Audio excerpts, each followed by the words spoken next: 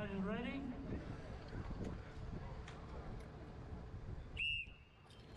Hey, welcome back to A Faster Me. This is CBR number 4. This is the women's 4-5 race and Masters 35 plus.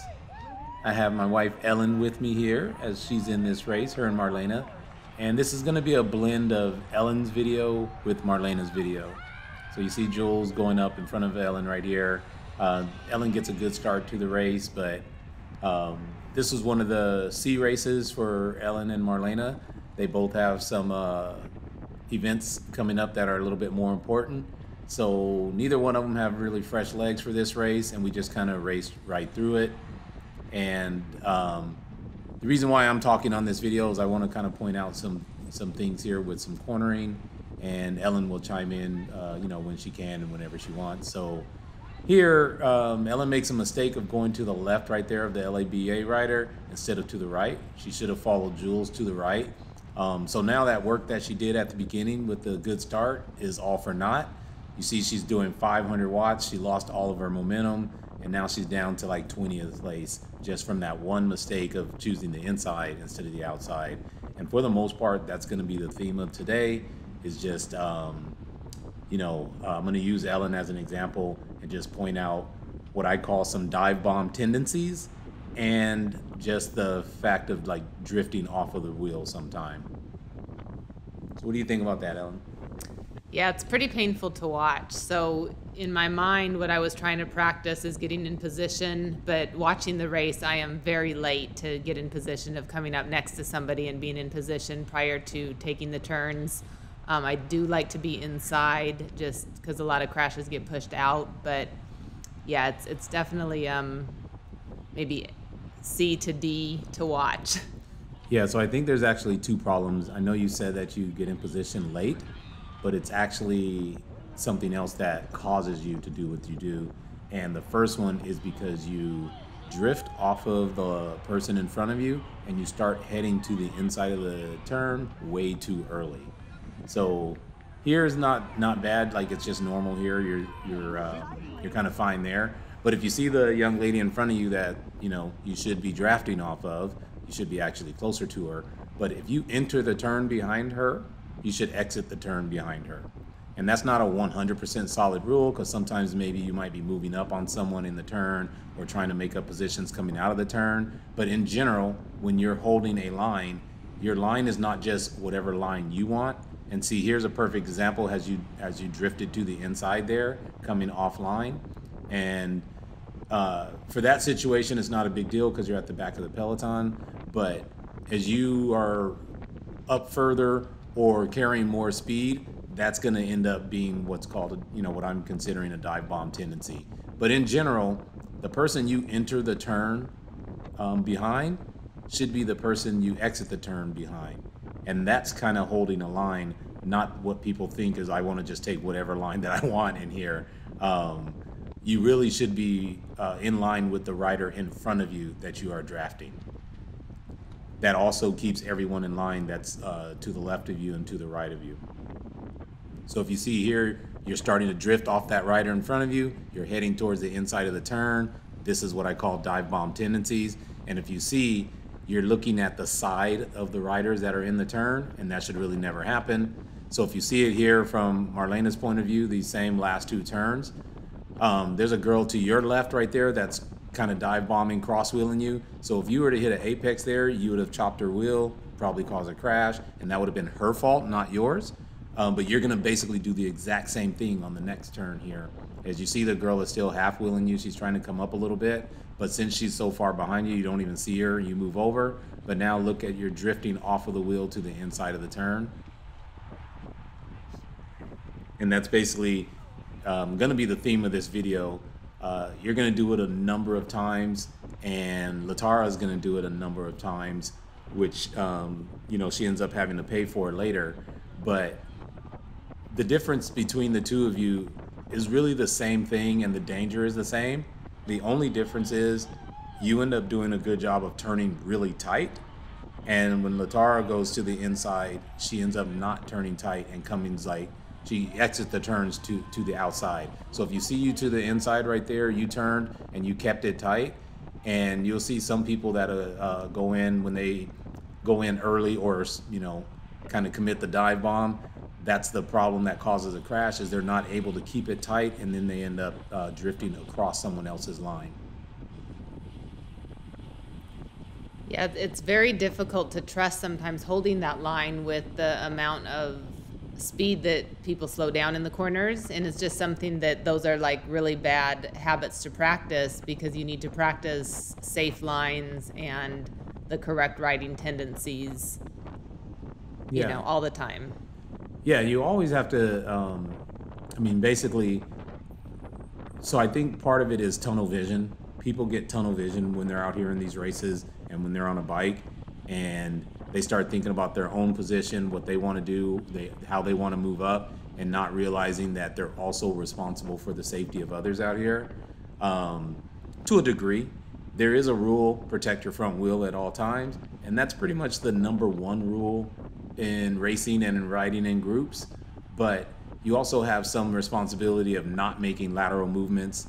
But this is the one I'm talking about here. Look how far you are inside. They're coming from an outside angle. The only difference is you're able to turn it tight right there, and a lot of people are not. Or maybe they don't understand that it's their responsibility to turn it tight when they go in there. But really, you should never be at a almost perpendicular angle to the rest of the peloton. If you're at a slight T-bone angle to the peloton, you're 100% having dive bomb tendencies, even if it turns out not to be a true dive bomb. And I only say that only because, dive bomb tendencies, they really get magnified when there's someone there that you may be able to hit, and then everyone calls it a dive bomb. But since it's not often the case that it causes a crash, or that there's no one there, sometimes people think it's okay, but it's not. So, and a lot of times it goes by speed. Like if you're carrying way too much speed to make the turn, that's when it gets magnified even more. So I'll point it out in a second, and I think there's someone, maybe Marlena does it later. She doesn't dive bomb, but I think she may do it the proper way later, and I'll point that out if I can, of how you should move up when you go to the inside. And what people do is they detach from the peloton too far, and that puts their turn entry at a completely different angle than the peloton, and that puts a lot of people at danger there. Another thing to mention is when you do that, or in this race you get to see me do it a number of times, there's a much harder effort out of the corner. So taking it, in tight, there's a harder effort every corner, which in the long run taxes your legs significantly. Correct. Yeah, what you're doing basically is it's the opposite of carrying speed. So when you corner and you carry speed, the way to carry speed the best is having a late apex. And what Ellen's doing by going in early, like detaching from the peloton and going in early, is she's creating what's called an early apex. And the earlier your apex is, the less speed you can carry, because you have to turn the turn sharper, and then you have to use more energy coming out. It's no different if you're in a motorcycle or a car. You really want to take the angle that allows you to carry the most speed and get on the gas as soon as possible. So that's Marlena in front of us here, and I think she does a good job in a second of moving up, so I'm going to try to point it out if she does do it. I don't have the film map memorized. I cut some things in that I wanted to talk about, so I believe that this might be it here. And if it's not here, it's on the next one when she moves up.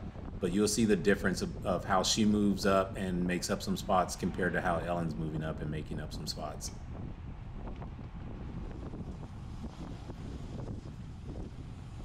So you can see Ellen's already impatient. She's already starting to drift to the inside a little bit. And look at the angle Marlena's at compared to the angle Ellen's at. And Marlena ends up carrying more speed, one, by just simply staying in the wheel line of the riders in front of her, and Ellen's off the wheel tracks of the riders in front of her. And look how much easier Marlena was able to move up using the draft compared to how Ellen did it. Now this is from Marlena's view here. Marlena tail guns here, carries good momentum. She's right back in the wheel track of the draft here, which there was a headwind coming up this side, and she uses her momentum and just carries it up the inside here. One, because she saw that the peloton was kind of splitting up there, so she was trying to get back to the front group. But even so, as she's moving up, as you can tell, Marlena's moving up and she's fairly close to the peloton. That's the proper way to move up. So now when they're entering this turn, Marlena's bike is headed in the same direction as the rest of the peloton. When Ellen moves up, her bike is headed kind of into the peloton and the peloton's coming across her from the right side. That's kind of the definition of dive bombing. It's not the definition of it, but that's what creates a dive bomb situation. Because if you're going too fast, you run into people, and the only way to avoid that is really by cutting your speed down, like Ellen has to do, and then you have to accelerate hard out of it, but you have to turn really tight, and a lot of people just do not have the skill to turn really tight at race pace. So here, Marlena's up towards the front. You see Laura's tucked in really nice in the draft there, putting in a good effort. There goes Emmy on Laura's wheel, same thing. Another thing I want to point out in this race, if you look at all the riders like kind of near the front of the peloton, majority of them are in their drops. And the further you go back, a lot of people are on their hoods more. And that's just something I notice in every race, even in the open races. When people are on the front, a lot of times that usually have high finishes. They are often in their drops the entire race, and a lot of people that are on their hoods kind of are mid-pack or so. So if you look here, Marlena's on the front. She takes the proper line, and you see how wide she starts, cuts across. That's a late apex there. It was a little bit neutral, but it's fairly late apex compared to what Ellen's doing. You see she carries good momentum here.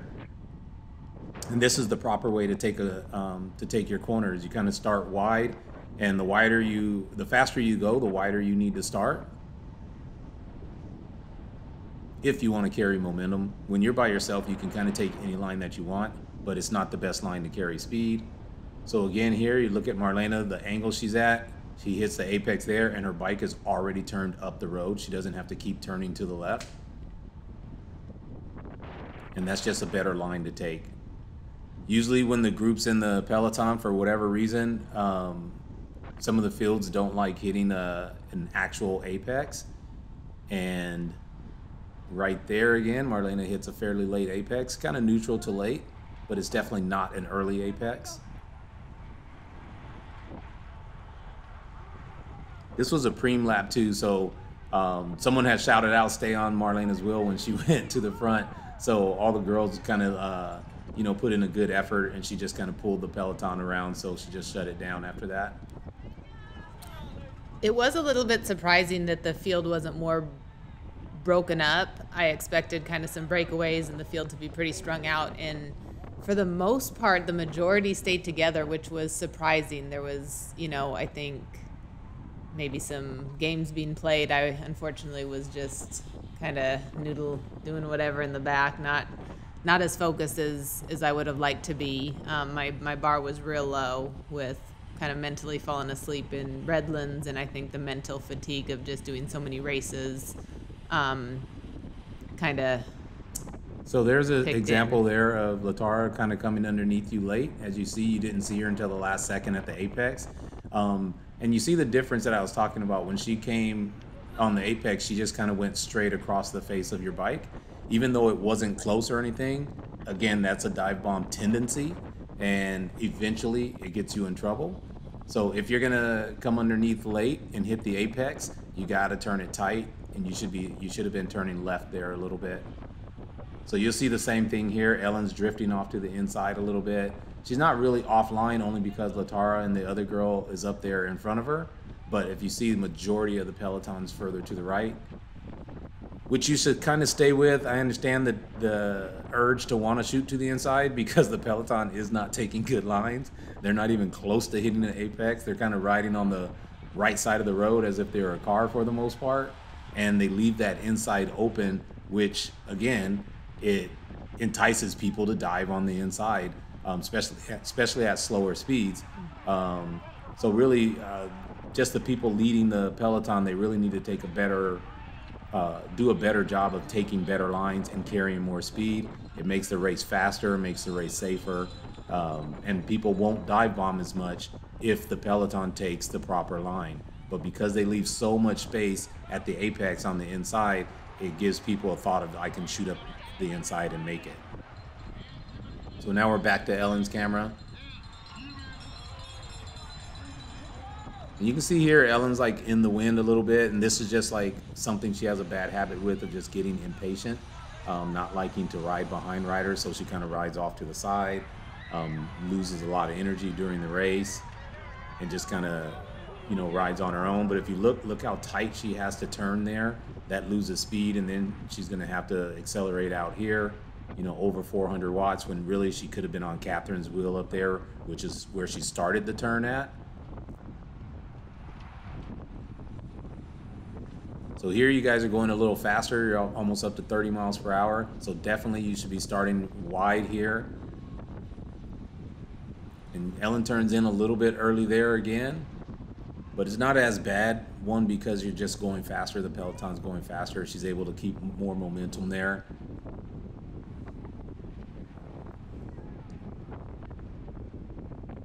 Yeah, it looks like that may have been one of the fastest times we carried that corner. At least that I can recall, because a lot of times it was a little bit slower. And so that's why I was definitely saying practicing bad habits, because like you were saying, the pace is, you know, not as fast. So it just is, you got to practice better habits, or be towards the front and set your own lines. Yeah, and like we, you know, you've probably heard me say this before, but now, like you guys are going 18 miles per hour.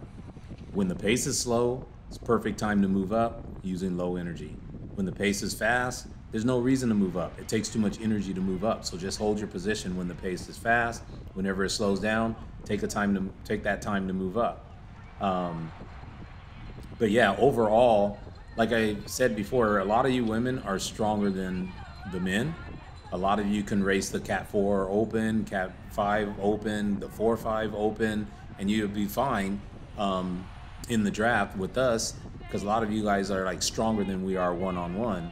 But we take better lines, we use a little bit better energy, and we hold our momentum better than the women's peloton does. Yes, our peloton's bigger as well, but that's only part of it, that our peloton's bigger. If we have 20 riders or 30 riders just like you guys do, we'll still go faster, just because we take better lines and hold our speed a little bit better. So yeah, I know I've been saying that for the last few weeks, but yeah, sometimes it's I don't know you know, when the group will start taking better lines. I'm picking on Ellen today because, you know, she does a lot of dive bomb tendencies on this race. She doesn't do it all the time, but in this race for sure, there's a lot of dive bomb tendencies. But just overall, as a group, the cornering should be getting better. And sometimes it's the same in the women's pro races. The women's pros are obviously super strong, and often they will average the same speed as like Cat 5, like open race, the men's race. And they're way stronger than all those racers, you know? And a lot of times they just will not carry the same speed. And sometimes if you look at the races, sometimes the lines are not so great in there either. And I'm really talking about lines through the corners. I'm not talking about the sketchiness of the peloton. Yes, in Cat 4 and 5, like open races, the peloton's always going to be sketchy with the 75 new young riders in there. They're always going to be a little, you know, unstable. So yeah, I'm not picking on the women or the women's pro or anything. Like I said, they're way stronger, they're way better riders than all of the lower categories, but sometimes their overall line choices are not the best. And it's really easy to see. You don't have to take my word for it. You can watch these videos and then turn on like any of the men's higher category. And I shouldn't say men because it's open, women can race those as well. But if you watch any of the open categories, you'll see the lines are 100% different. The speed is way different. The way they approach turns are way different than what these races are approaching turns at. I will say that this year, some of the overall peloton has improved, like even on what side of the street to start on, because there have been times where we're riding completely on the left-hand side of the street to turn left as a group. And, you know, you can at least see that there's a tendency here to be on the right side for the left-hand turns. And everything, you know, even in like the open categories, different skill levels, you can see it. Some people have the ability to hold a line a little more consistently. And then, like the sketchiness that Anthony was mentioning, it varies. Yeah, I think overall racing in general has gotten a lot better, and a lot of the women in this race right here is, I think, a lot more educated than they were a couple years ago. A lot of women are way faster. You got a lot of race winners and previous race winners in this race. I know like Jules, like she studies and looks at film and tries to improve all of her racing and the race tactics and all that kind of stuff as well. And a lot of the women do that. So I think definitely overall it is a higher caliber of racing than it was a couple years ago in this field and in the open categories also. So that's not what I'm saying at all. I'm not trying to say that people aren't good racers. It's just one area that I think can really use a lot of improvement. And you can see it right here. Look up front, all the girls are to the right, and no one, there's like 10 feet away from the fence there, and that's not the fastest line. You should always be hitting the apex on your turns. And they basically, the girls on the front there, whoever it is, they basically rode on the right side of the road, which is not the fastest way around the circuit.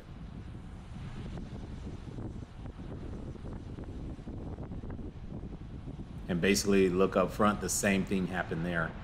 There's a girl to the inside that's maybe fourth place that hit the apex, but the girls up front stayed wide the whole time, and they're on the right side of the road. That's slower, way slower. It's not only way slower, it makes the course longer. And really you want to make the course shorter, and as you carry as high speed as possible, and then kind of straight line everything. You want everything to be almost as straight as you can. That's why you hit such a late apex on the turns to carry more speed. And look at the gap on the inside. Look how far away the peloton is from the corner here. That's not the way to ride. You should be hitting an apex on every turn here, especially on just a normal kind of vanilla four corner crit. That's a really simple. That's almost as simple as it gets to carry speed, hit an apex. Again, the peloton there didn't hit apex. Ellen's the only one that is anywhere near the inside of the turn there. And I hope everyone understands what I mean by an apex. I can explain it. It's easier to show, but yeah, I can explain it because I don't know if everyone even understands what an apex is. If not, please leave a comment and just ask what's an apex. I can explain it. I don't know if you'll understand it exactly, but basically the apex is the closest point that you come to the inside of the turn. A lot of people misunderstand the apex. They think the apex is the middle of the turn, but that's just one apex because you can choose the actual apex. It's the closest point that you come to the inside of a turn. If you're there early, like Ellen's doing, has been doing, and I'm talking about dive bombing, that's called an early apex. If you hit the center of the turn is the closest point that you're in the inside, that's more of a neutral apex. If you hit kind of like exiting the turn is the closest point you're to the inside, that's a late apex. Like I said, it'd be easier to show if I had to draw a diagram or something, but yeah, that's basically what an apex is. It's the closest point that you come to the inside of the turn. So if you're on the right side of the street and you're turning left and you stay on the right side of the street, like there's really no apex. You never really hit an apex there. You have no clue where the closest point of the turn is. So if you look here, Ellen hits the apex right there, and that's kind of like a late to neutral apex, but most of the peloton stayed way away from the turn and didn't really have an apex at all.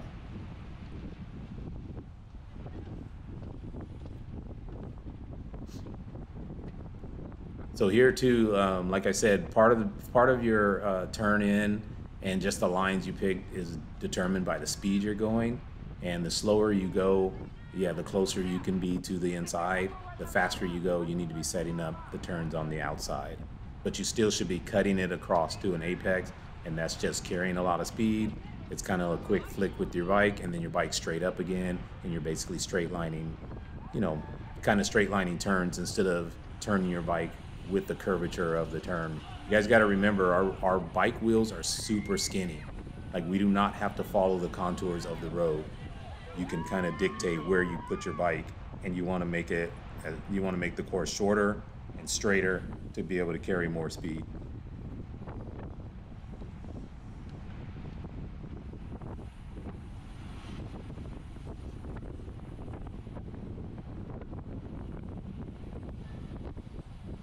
So here again, you guys are up to pretty good speed at 28. Honestly, all of us should be over 30 going into this turn. It's downhill and really fast. Ellen took that corner at 25, comes out at 24, and now you have to use so much power just to get over this little hump. When really, all of us, anybody on a bike, just using momentum without even pedaling, we should be hitting that corner at least 30 miles per hour, and usually faster than that if we're pedaling.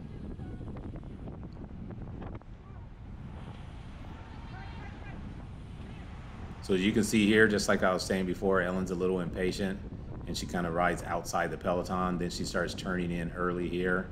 She's back towards the back again, so there's like no danger or anything. She's not like making up spots, so there's no dive bomb situation. But again, it's just kind of bad habits to do it. Here she is trying to move up, and it's slow, but as you can see how tight the peloton is already, and look at the angle you'd have to turn. So she's kind of like, if Lisa chose to hit an apex there, that would have been a dive bomb situation. Ellen was kind of half-wheeling her. Lisa gave her room, which is fine. They weren't going like fast or anything like that. But again, it's just the faster you go, the more easy it is to get that situation wrong. And, you know, it ends up being a dive bomb, or it could end up being an accident. So I believe this is Marlena's camera here, I believe. Pace picks up a little bit.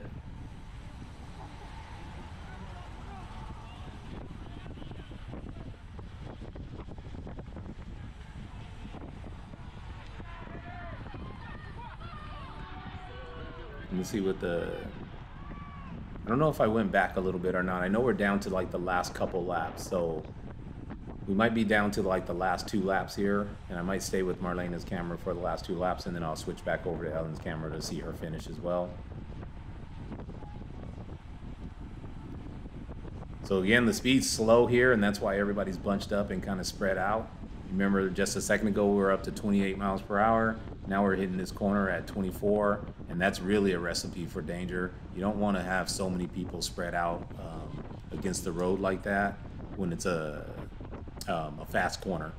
You don't really want that. You want it to come through with speed, kind of stretch it out a little bit, makes it a lot safer, and you don't have as many people that potentially fighting for the same spot.